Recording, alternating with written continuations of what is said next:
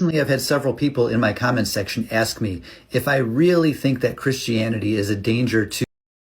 Hey, everybody. I just want y'all to listen to this man and why he thinks Christianity is a danger. And then I just want to take a minute to show you how intellectually dishonest these people truly are. To me or to the world at large? The answer is an emphatic yes. Yes. Christianity, especially the American variant, is dangerous because it is toxic and psychotic. Every single day, I see Christians attacking transgender individuals, mocking them, doing their best to harm them, to hurt them, and to destroy their lives just for being different. The first mistake he's making here is assuming that if you took Christianity away from the world, that the transgender hate would stop. Well, that's just a false statement, because there are plenty of atheists who don't believe in God, who still don't want your man dressed in a dress to come into a women's locker room. There are still plenty of atheists that believe that there's only two genders. So to make that assumption is first absolutely wildly, falsely wrong. And they say it's a social contagion and they're violating gender norms. But these devout believers are so ignorant and poorly educated that this man says that believers are uneducated and ignorant. So let me show you how ignorant and uneducated this man is, and how intellectually dishonest these people truly, truly are. Because the same people like this man will say, trust the science when it comes down to evolution, and science is right?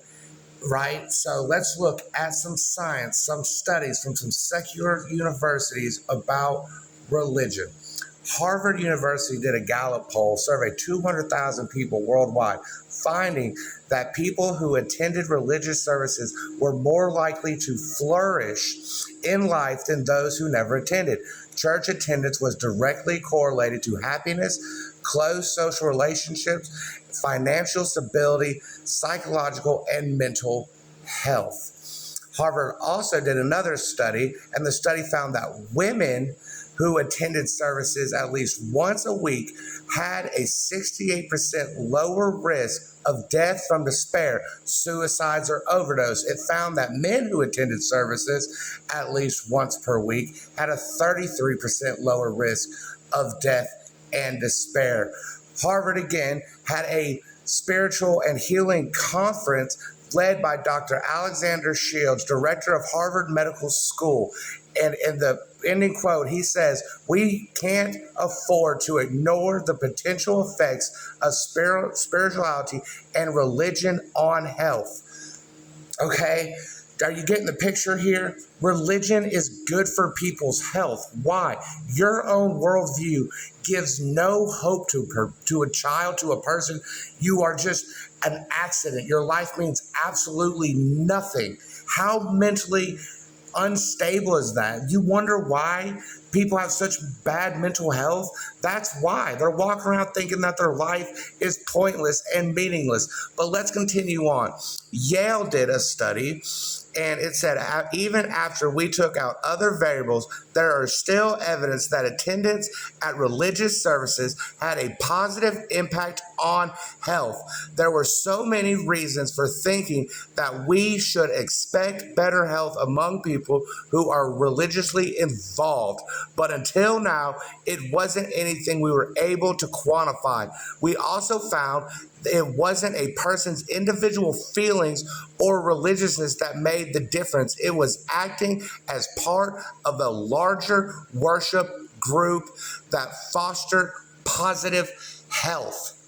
Okay, these are secular universities. These are not minor little Christian universities putting these studies out.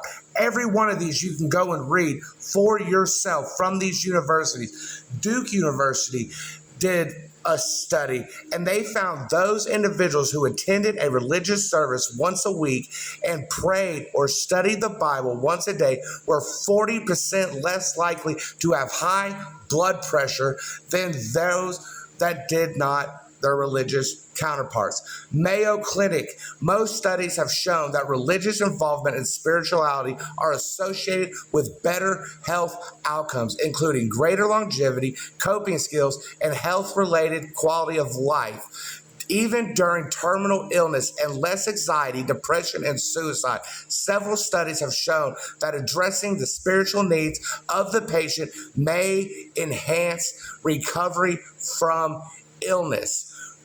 Researchers from the University of Colorado, the University of Texas, and the Florida State University found that the frequency of church attendance has a direct correlation to life expectancy. Science Daily Magazine reported life expectancy beyond the age of 20 years, another 55.3 years to age 75 for those who had never attended church, compared to another 62.9 years age 83 for those who go more than once a week. In other words, regularly attended church adds 7.6 years to life expectancy.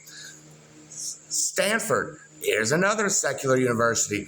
Religious faith can lead to positive mental benefits. Writer Stanford anthropologist. And just cover this all up, from Dr. Harold G. from Duke University, medical students should be required to take a religion and health course, and doctors should take a spiritual history of patients. This is not anything new. This is stuff that if you actually looked into, you would see that you are completely wrong and ignorant, but you will deny all these. That's the problem. You have no truth. You say trust the science, and then science slaps you in the face, says religion's good for people's health, and you'll say, oh, no, not that science. So you make up your own truth on whatever it is in life. You have no truth claim. You can't.